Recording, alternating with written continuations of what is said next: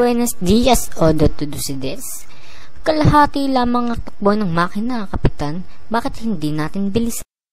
Kapag bumilis pa'y maglalagos na tayo sa palayang iyon, Ginang. Mangyari wala ni isang maayos na lawa sa lupain ito. Ang lunas ay napakadali lang. Artohan, hindi ko alam kung bakit walang sino mang nakaisip na ito. Humukay ng isang matuwid na kanal buhat sa bunganga ng ilog hanggang sa labasan at paraanin sa Maynila. Alala ay baka bumukas ang isang bagong ilog sa pamamagitan ng paggawa ng kanal at sarat ng dating ilog Pasig. Ngunit saan kukuha ng babayad sa manggagawa? Walang magugugol doon, Custodio, pagkat mga bilanggo ang gagawa. Walang sapat na bilanggo. Kung gayon, pilitin gumawa ang mamamayan, matandaman o bata. Kaguluhan lamang ay bubunga niyan. Isang Inyong Ingles. Matagal na rin ang huling punta ko rito. Parang kailan lang ang sakit ng sinapit ko. Ano yun? Sige nung Simon? Ngunit bakit siya nandito? Anong ginagawa mo sa gubat na ito? Kung inyo pong matandaan, sa mismong pok na to ay nagtagpo na tayo 13 taon nang nakakaraan. Nakiramay po kayo sa akin. Kung ikakaligaya niyo po, ano po bang maitutulong ko sa inyo bilang utang na loob? At sa tingin mo sino ako? Isang taong ipinalalagay kong napakadakila. Isang taong pinapalagay ng lahat maliban sa akin na patay na. At tinamong kasawian ay lagis kong ipinagdaramdam. Isang nakakamatay na lihim ang iyong nalalaman. Isang lihim na maaari mong ikapahamak. Hindi mo ba naisip na dahil dito ay maaari kang masawi sa aking kamay? Totoo ako'y naparito may 13 taon na nakakaraan upang dakilaan ang isang kaibigan na inilaan ang buhay para ipaglaban ng karapatang Pilipino laban sa mga api. At nga ako'y nagbalik ako upang ipagpatuloy ang kanyang nasimulan. Hindi ko akalaing ang lasong na naiwan ay lubusan na kumalat sa lipunan. At ang mga kabataan, wala nang ginawa kundi sumunod. Magpaalipin, hindi pinakikinggan. Hindi Ginong Simon? Kung hindi dahil sa pag-aaral ng mga kabataan ng wikang Kastila, ay hindi tayo pinakikinggan ng pamahalaan. At ang wikang ito ay magbubuklod ng tuluyan sa mga Pilipino. Sa pagkakamali, hindi kailanman ito magiging wikang pambansa. Aalihin natin ng wikang ito. Itago na lang namin ang huwad ng wikang ito sa ating mga karapatan, ang ating mga pagkatao. Ginoong Simon, mali ang iyong iniisip. At ano ang iyong mahihita kung ikaw ay makapagtapos? Makikita mo bang masaya ang iyong bayan? Makikita mo bang malaya ang mga tao? At ano, iyon malamang ang bang hayaan mong ang iyong ina at kapatid na mabulok sa ilalim ng lupa, tinatapakan ng mga taong mismong pumatay sa kanila?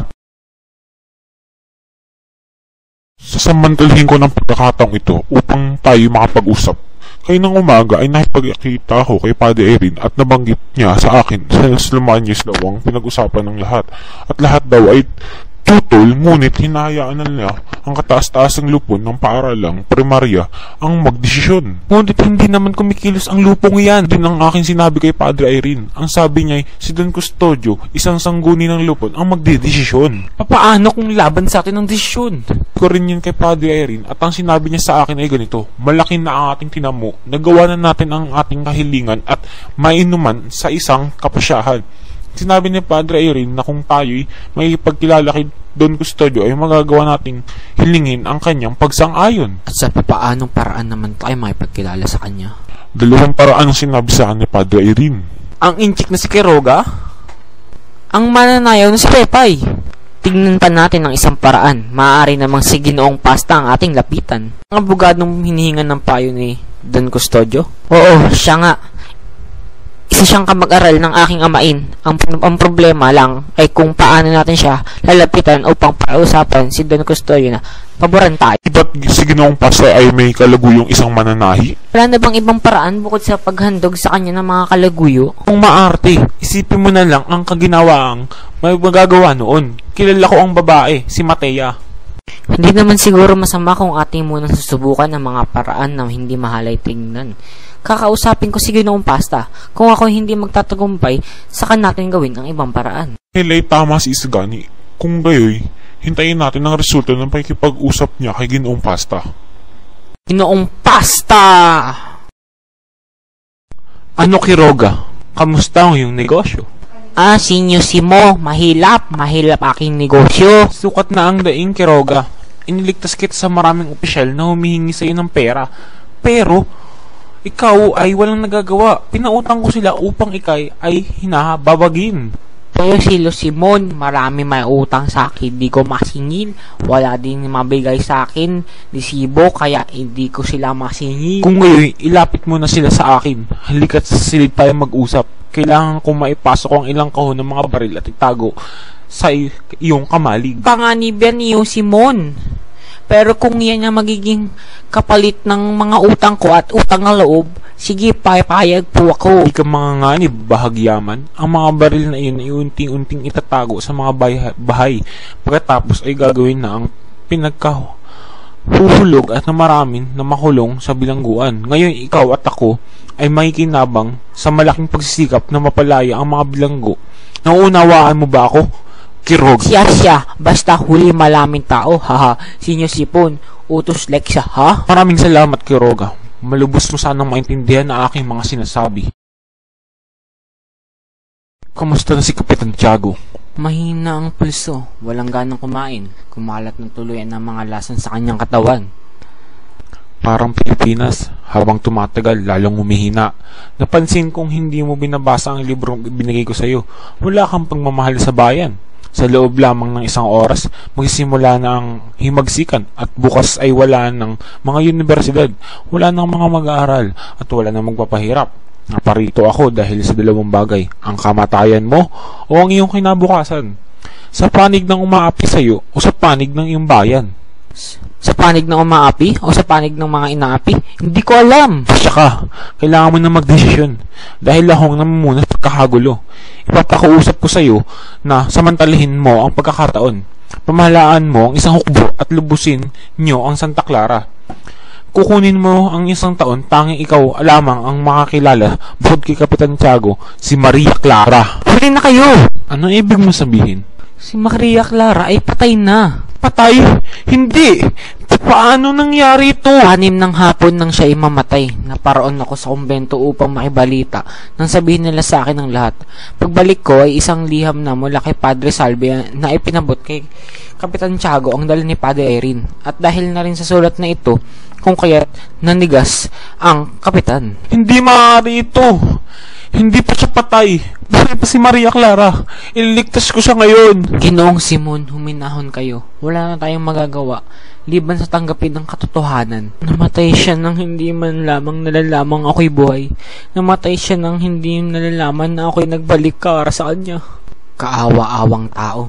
Labi siyang naghirap. Nagtiis siya ng napakahabang panahon para sa kanyang iniibig. At ito ang kanyang nakuhang ganti. Sadyang nakapanghina ng damdamin.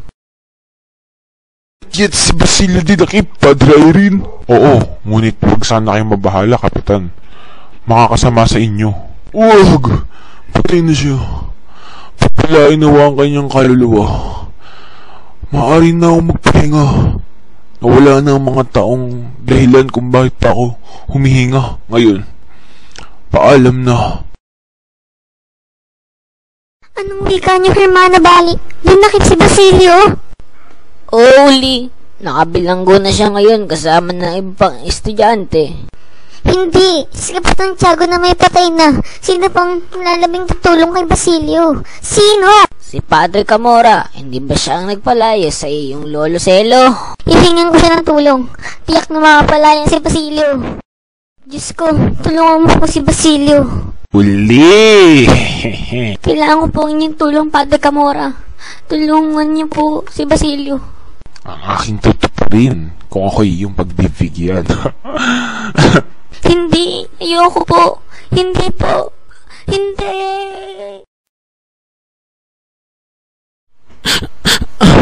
Kahit nung may himagsikan na hindi ako nakialam.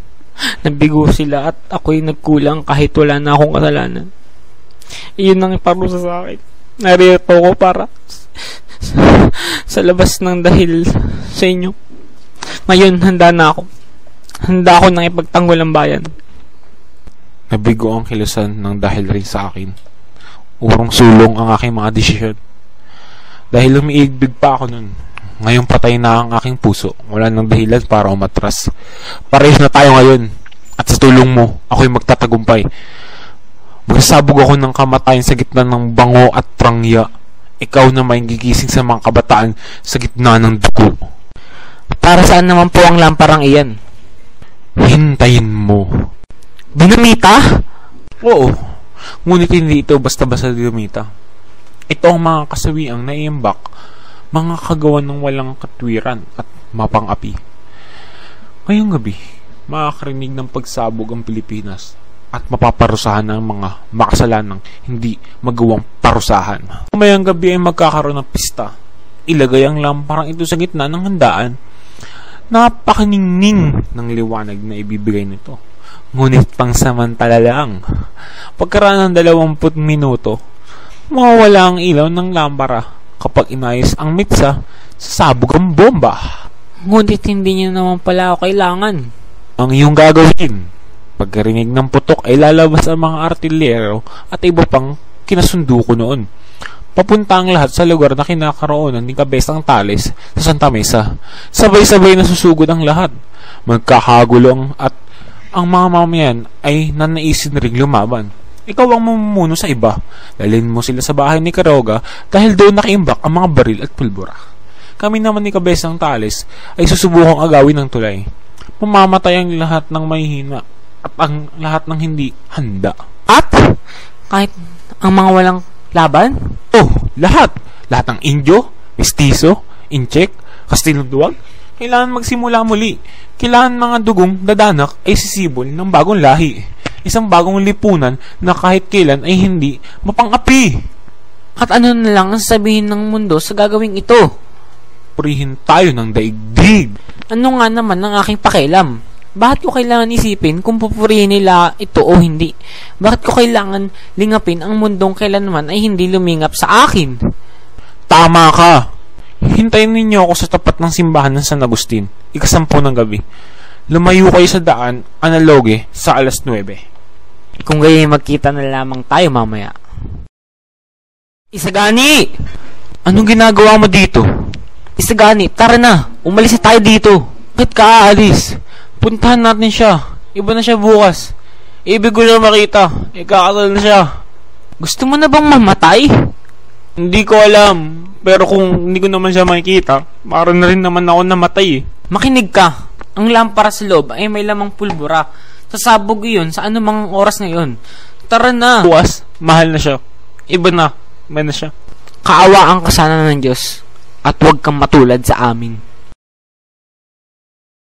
Magsaya tayo. Ayos lang ba kayo dyan, Don Custodio? Oo naman. Ayos lang ako rito. Hali kayo rito. Basahin natin ito. Mane Tesel Pares, Juan Crisostomo Ibarra. Iyan ang sulat ni Ibarra. Hindi maaari ito. Ang patay na. Magnanakaw! Nawawala ang lampara! Masama ba ang iyong pakiramdam? Wala ito, padre. Mawawala din ang lahat pagkaraan ng ilang sandali. Anumang oras itatalab na ang lason sa aking katawan. Diyos ko! Huwag kayong matakot. Lumalalim na ang gabi. Nais kong ilahad sa iyo ang aking lihim. Maaari mo bang sabihin sa akin kung totoong may Diyos? Kahit saan tayo magtungo, nariyan ang Diyos. Padre, ayokong mamatay ng may dalang kasamaan. Ako si Crisostomo Ibarra na malaon na ipinapalagay na patay na noong araw pagkatapos kong mag-aral sa Europa. Ay umuwi ako rito upang pakasalan ng babaeng iniibig kong si Maria Clara. Ngunit ito ay hindi natupad. Patatawarin ka ng Diyos, anak. Alam niyang hindi mo ginusto ang lahat na ikay nasilaw lamang sa galit at paghihiganti. Kagustuhan niyang lahat ng mangyari. Hindi nagtagumpay ang iyong plano nang dahil sa kanya. Sapagkat alam niyang hindi ito tama. Igalang natin ang kanyang kapasyahan. Palagay niyo po ba ang Diyos ang nagkaloob ng lahat ng ito? Walang makapagsabi ng iniisip ng Diyos. Ngunit kailanman ay hindi siya naghangad ng masama para sa atin. Kung bakit ganun, hindi niya ako tinulungan. Sapagkat mali ang iyong pamamaraan. Pag-ibig lang ang nakakagawa ng dakilang gawain. Bakit ako pinarurusahan at hindi mga masasamang mamahala na walang nadulot kundi kasamaan? Kailangang alugin ang lalagyan para humalimuyak ang bango. Maraming salamat, Padre.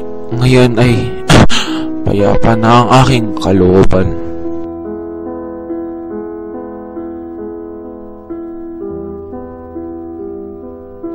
Malibing ka nawa sa kailaliman ng dagat. Ngunit kung kakailanganin ka ng tao para isang marangal na hangarin, ipahintulot ng Diyos na matuklas lang ka sa sinapupunan ng alon. Pansamantala, yan ka muna. Hindi makababaluktot na katuwiran, hindi mag-uudyok ng kasakiman.